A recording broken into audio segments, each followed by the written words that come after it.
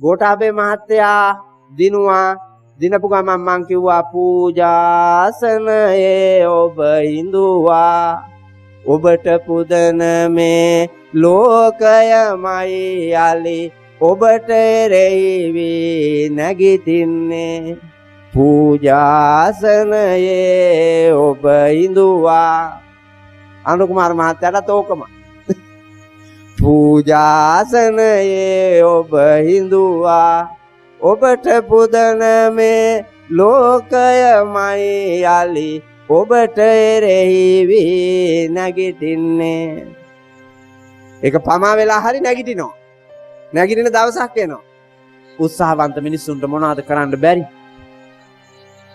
හිතුවොත් මොනවද කරන්න බැරි මේ රට හදන්න බැරිද පුළුවන් ඇයි බෑ කියන්නේ ඕවා වෙනස් කරන්න බෑ කියලා අපි නිකන් ආකල්පයක් හදාගෙන ඉන්නවා වෙනස් කරන්න පුළුවන් ඡන්දේ දිනුවාම රතිඤ්ඤ දාන්නේ දැම්මේ නෑ කල් ගියාද කල් ගියේ නෑ එක ප්‍රකාශයයි එක වචනයයි වැඩේ කෙරුණා ඒකට තියෙන්න ඕන පුතා දැක්ම ඒකට තියෙන්න ඕන දැක්ම ඒකට හොඳ පෙරහුරුවක් මග පෙන්වීමක් එහෙම තිබ්බේ නැත්තම් වැඩන්නේ ජනතා විමුක්ති පෙරමුණත් එහෙමනේ අවුරුදු 40ක් විතරම පුතා නානාවිද දුක් ගැහැට මැද්දෙන් ඇවිල්ලා මහා බල පරාක්‍රමයන් ඉදිරියේ හිටගත්තනේ ඇයි අපි කැත්ත කතාවක් ඔළුවේ තියාගෙන ඉන්නේ කැත්ත සිතුවිල්ල අපිට බෑ ඕවා වෙනස් කරන්න බෑ දියුණු වෙන්න බෑ ඉගෙන ගන්න බෑ හැම වෙලාවෙම තියෙන්නේ නෑ බෑ එපා හොඳ නෑ මට නෑ එහෙමම මානසිකත්වයන්නේ මිත්‍යා දෘෂ්ටික හීන මානයක් ඇයි මට පුළුවන් කියලා නැගිටින්න බෑද මට පුළුවන් කියලා නැගිටින්න ඕන අපි මැලි වෙලා දැන් මේ හොඳලාට විනාඩි 5ක් පන්සිල් සමාදන් වෙන්න හිටගෙන ඉන්න බෑද ඇත්තටම බෑ එහෙනම් ගෙදර ඉඳලා මෙතෙන්ට ආවේ කොහමද විනාඩි 5 හිටගෙන ඉන්න බැරි නම් මෙතෙන්ට ආවේ කොහමද ඔබට ආකල්පයක් තියෙනවා මං නැගිටින්නේ නැතුවාට කමක් නැහැ ඒක බරපතල වරදක් නෙමෙයි කමක් නැහැ නමුත් එහෙම ආකල්පයක් තියාගෙන ඉන්න අංශභාගය හැදෙන්නෙත් ඕකනේ මට නැගිටින්න බෑ අත දිගාරින්න බෑ මට යන්න බෑ වකුටු වෙලා ඉන්නවා සතියයි 2යි 3යි බෑ තමයි අරව ලොක් වෙනවා ලොක් වෙච්ච ගමන් ලොක්කි ලොක් ඊට පස්සේ ගෙදරේ උන්ගේ කරුමේ අදිනවා උන්දා කරුමේ විඳිනවා එහින්දා පුතා මැරෙනකම් මට පුළුවන් කියන තැන ඉඳගෙන වැඩ කරන්න වීරිය කරන්න ඔය උතුම් වීරිය 4 ආකාරයකට වඩනවා ඒ වඩන වීරියට කියනවා නිවන් දක්නා ජාති දක්වා වැඩි යුතු උත්තම වීරිය සතර සම්‍යක්පදාන වීරිය මොනවාද අනුප්පන්නානම් පාපකානං අකුසලානං ධම්මානං අනුප්පාදාය uppannānaṁ pāpakānaṁ akusalaanaṁ dhammānaṁ pahānāya anuppannānaṁ kusalānaṁ dhammānaṁ uppādāya uppannānaṁ kusalānaṁ dhammānaṁ thitiyā asammosāya bhiyo bhāvāya vepullāya bhavanāya pāripūriyā candaṁ janeti vāyamati viriyaṁ ārabati cittaṁ paggannāti padati සතර සම්‍යක්පදාන වීර්යය නිවන් දකින්නට යන පෝසත් වෙන්න යන බෝසත් ගමනක් යන මහා පඬිවරයෙක් වෙන්න උගත් බුද්ධිමතෙක් වෙන්න යන ගමන මේ වීර්ය හතර මත පිහිටලා වඩන්න මොනවාද වීර්ය හතර නොකරපු පව් නොකරන්න වීර්ය කරා කරපු පව් නවත්තන්න වීර්ය කරා එක පාපයක් නැවැත්තුවොත් පුතේ අවුරුද්දට ලක්ෂපතිය. ඔව් අපිට පේන්නේ නැතුවයි. දැන් මේ මෙතන සිගරට් බොන මල්ලිලා අයියලා ඉන්නවනේ. ඔයාලගේ අවුරුද්දේ සිගරට් ගාස්තුව කීයද? සිගරට් බොන කෙනෙක් මන් දිහා බලන්න. අවුරුද්දේ සිගරට් ගාස්තුව කීයද? ඔබ දන්නේ නැහැ. ඔබ ගණන් හැදුවේ නැහැ. ඔබ බැලුවේ නැහැ. ඔබ ගිනි තිය යනවා. ඔබ දිරියෙන් හම්බ කරගත්ත වස්තුවට ඔබ ගිනි තිය ඉස්සරහට යනවා. මොනවටද ගිනි තිබ්බේ? ධනයට ගිනි තිබ්බා. ගෞරවයට ගිනි තිබ්බා. නිරෝගීකමට ගිනි තිබ්බා. රූප ස්වභාවයට ගිනි තිබ්බා. සංස්කෘතියට ගිනි තිබ්බා. ආගම දහමට ගිනි තිබ්බා. ජාතිකත්වයට ගිනි තිබ්බා. පවුලට ගිනි තිබ්බා. මේ සියල්ලටම ගිනි තියන ගමන් ඔබ හැරිලා බැලුවාද? ඔබේ ජීවත් වෙන්න තිබ්බ ආයු කාලයටත් ඔබ ගිනි තියන. ගිනි තියාපු ගාන කීයද? මිල කරන්න බෑ. ආර්ථිකමය වශයෙන් පිච්චෙන ටික විතරක් හැදුවොත් ඔබ උපයපු ධනෙ 2,50,000 විතර. සිගරට් එකක් 150යිද? සිගරට් 5ක්වත් බොනවා ඇබ්බැහි වෙච්ච උ.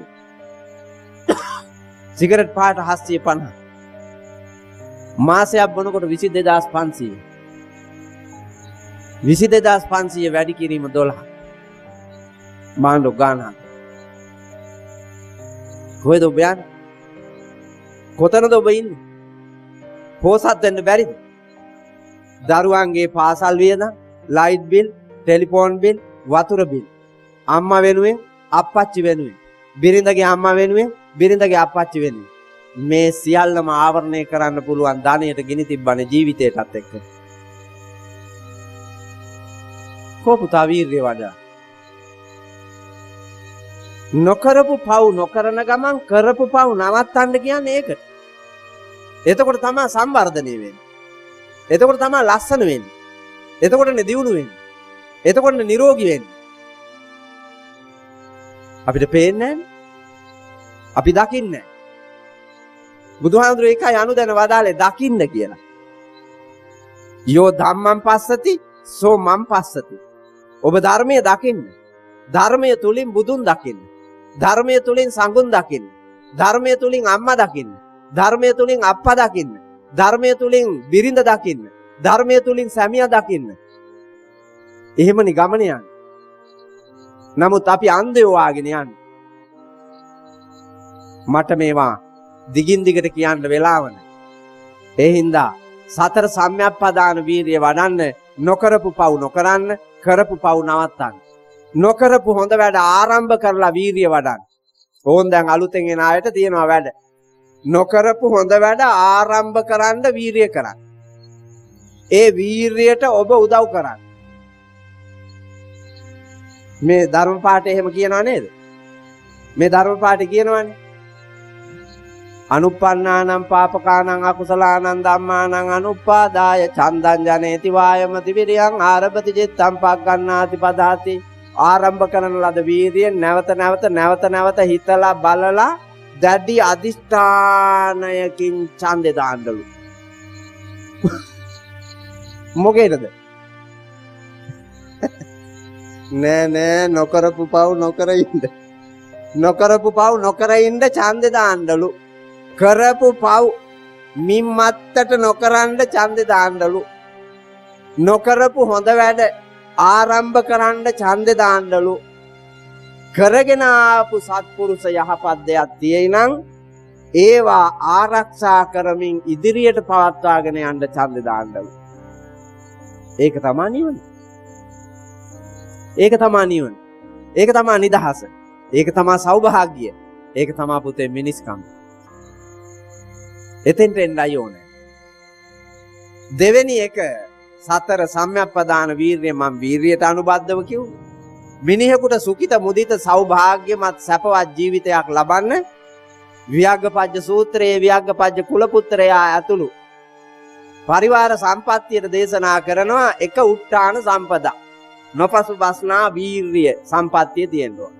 දෙක ආරක්ක සම්පදා. හම්බ කළාට වීර්ය වැඩුවාට මදි. ඒක රකින්න ඕන. දරුවන්ව හම්බ කරගෙන දරුවන්ව බිහි කරලා එවුන්ව රැක්කේ නැත්තම් එවුන් වල් වදිනවනේ. සංස්කෘතිය රැක්කේ නැත්තම් විනාශ වෙනවා. ආගම දහම රැක්කේ නැත්තම් විනාශ වෙනවා. ජාතිකත්වයේ රැක්කේ නැත්තම් විනාශ වෙනවා. තමන්ගේ නිලය, නිල නාමය, නිල ගෞරවය, වෘත්තිය ආරක්ෂා කළේ නැත්තම් සේවයෙන් පහ කරනවා. හැම එකක්ම එහෙමයි පුතේ. රැක්කේ නැත්තම් විසි වෙනවා. රැක්කේ නැත්තම් නැති වෙනවා. රැක්කේ නැත්තම් කැඩෙනවා, බිඳිනවා, විනාශ වෙලා යනවා. ඒ හින්දා හම්බ කරන සියලුම දේ, නිපදවන සියලුම දේ රකින්න වීරිය කරන්න. ඥානුකම හම්බෙලා තියෙනවා. ඕක රකින්න ඕන. ඕක විකුණන එකක් නෙවෙයි. ඥානුකම එක විකුණන එකක්ද? විකුණනවා. ගොඩාක් දෙනෙක් විකුණනවා. මම එනකොට ගණන් කරගෙන ආවා. අපේ අම්මේ ගණන් කරන්න බෑ. විකුණන තැ. ඔය පාර දිගට තියෙන පුතේ කාමර ඇත. බුදියන්න ඇත. විවේක ගන්න ඇත.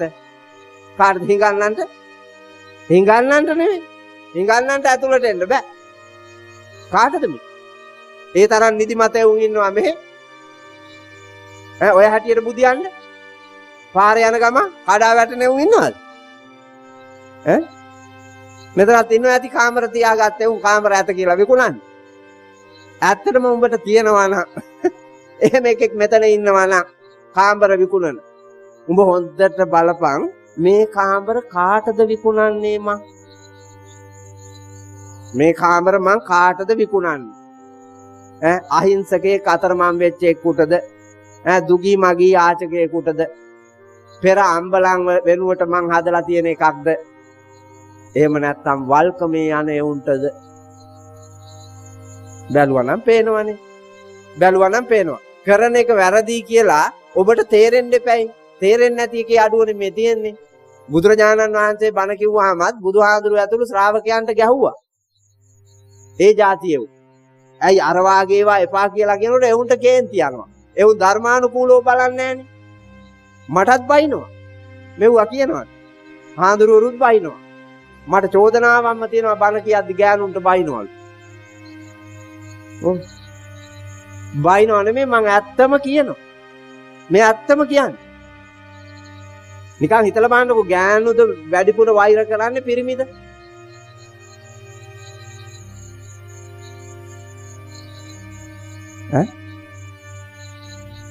කියපල්ලා බය නැතු.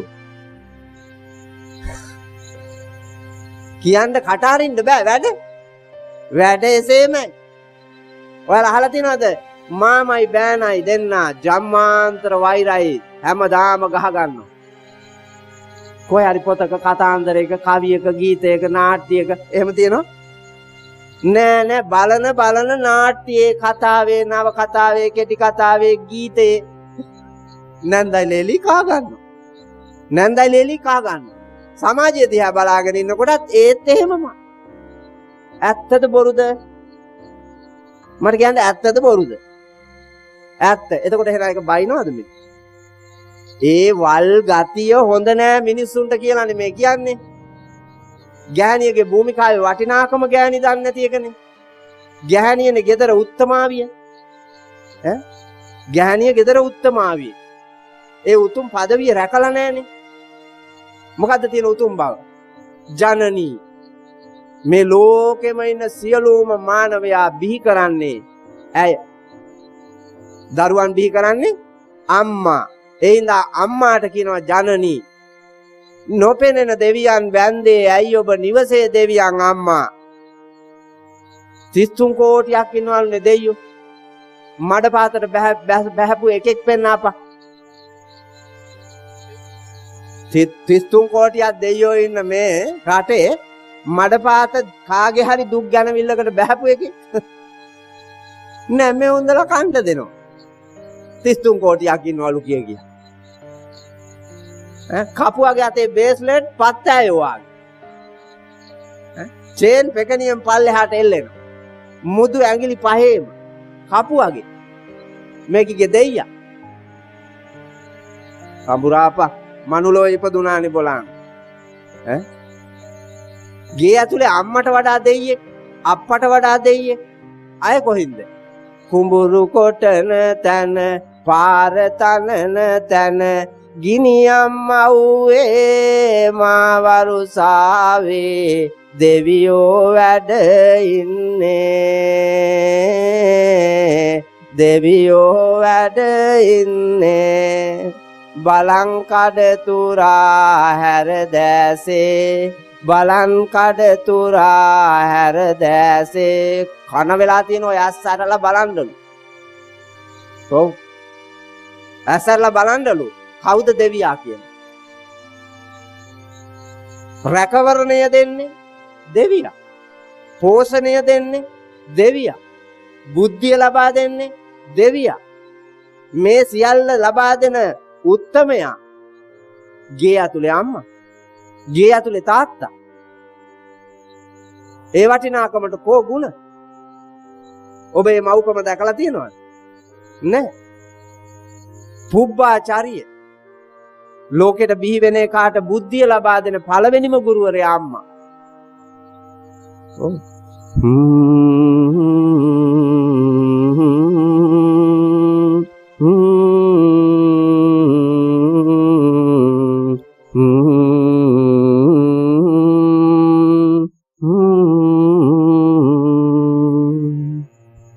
දොයි දොයි දොයි දොයි පුතා, බයි බයි බයි බයි පුතා.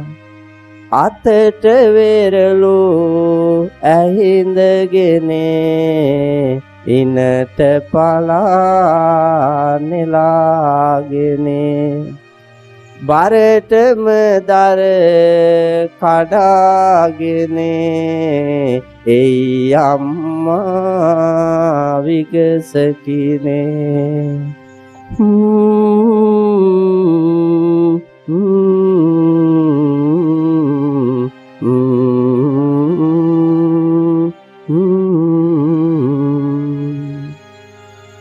භාවනාවක්. අම්මාගේ ඉගැන්වීම භාවනාවක්. මොනවද කියන්නේ? හීන් එක රැහැයියා වාගේ කෑ ගහනකොට එවුන්දාගේ මధుර මේ සොර කාණ්ඩය කොල්ලාව නිමනවා. නිමපු ගමන් කොල්ලාට කියනවා, පුතේ අම්මා ගියා දර කඩන්න. එන ගමන් වෙරළු අහුලාගෙන එනවා අතට, පලානෙලාගෙන එනවා ඉනට, දර තියාගෙන එනවා ඉසට. මේ ඔක්කොම අරගෙන එන්නේ මය පුතාගේ අප්පච්චි අනන්ත හෙළන දහඩියට අම්මාගේ සහාය දෙන්න, මය පුතාට ජීවිතය දෙන්න. ඒ හින්දා මේ දුක ඉවසපන්, ලැබෙන අඩුපාඩු ඉවසපන්, ඒවා දරාගනින්, දරාගන්න පුරුදු වෙයන්. මේ ශක්තිය දෙන උත්තමාවිය පුතා ඇකයේදී ධන බඩ ගන්නවත් බැරි එකාට, ඇහැරලා නැති එකාට අම්මා උගන්වන්න ගන්න. ඒ පුබ්බාචාරි, ඒ සංස්කෘති දැන් ගේක ඇහෙනවා ඔහොම. මේ මඩ පාත මේ එක ගේක ඇහෙනවද? ඔහොම නෑ නෑ. පොඩි කාව ගෙනල්ලා දැම්මා අර ඉස්සරහා තියෙන පුටු සෙට් එකේ දිග පුටුවේ මේ පැත්තෙන් තිබ්බා කොට්ටයක්. එබුවා සූප්පුව කටේ, හේතු කෙරුවා කොට්ටෙට බෝතලේ. මේකි කකුලක් පිට කකුලක් දාගෙන ඩිස්කෝ ඩාන්සර්. Disco dancer. උයන්නෙත් නෑ. මේ චූටි එකා එක්ක මොකවත් කරන්න බෑ. මේ කරහැයි යවයි කෑ ගහනවා. එන ගමන් රයිස් එකක් දාගෙන එන්නකො, කොත්තුවක් දාගෙන එන්නකො, පීසා එකක් ගේන්නකො. මේකට හෙන ගහපු නැති එකයි බලන් පුදුමේ. මේ ලංකාවට හෙන නොගහපු එකයි පුදුමේ. මෙහෙම වෙලා නතර වෙච්ච එක. ඒකලා කියනවා බනිනවලු. තියෙන්නේ රැකලා. ආරක්ක සම්පදා. සංස්කෘතිය රැක්කෙත් නැහැ, ජාතිය රැක්කෙත් නැහැ, කුලය රැක්කෙත් නැහැ, ගෝත්‍රය රැක්කෙත් නැහැ, ප්‍රවේණිය රැක්කෙත් නැහැ, අධ්‍යාපනය රැක්කෙත් නැහැ, සෞඛ්‍ය රැක්කෙත් නැහැ, පරිසරය රැක්කෙත් නැහැ. මොනවද රැකපු එක? එකක්වත් රැක්කේ නැහැ. රැක්ක එකක් තියෙනවා. ඒ අර පර ගති. පර සිරිත්. ඒ ජරාව රැක්කා. මං එව්වගෙන් අත මිදිලා පින්වත් බෝසත් ගමනක් යන්න අපි හම්බ කරන හැම වස්තුවක්ම මේ විශ්වයට සැප පිණිස, හෙට පිණිස, දියුණුව පිණිස රැකලා තියන්න මානසිකයි.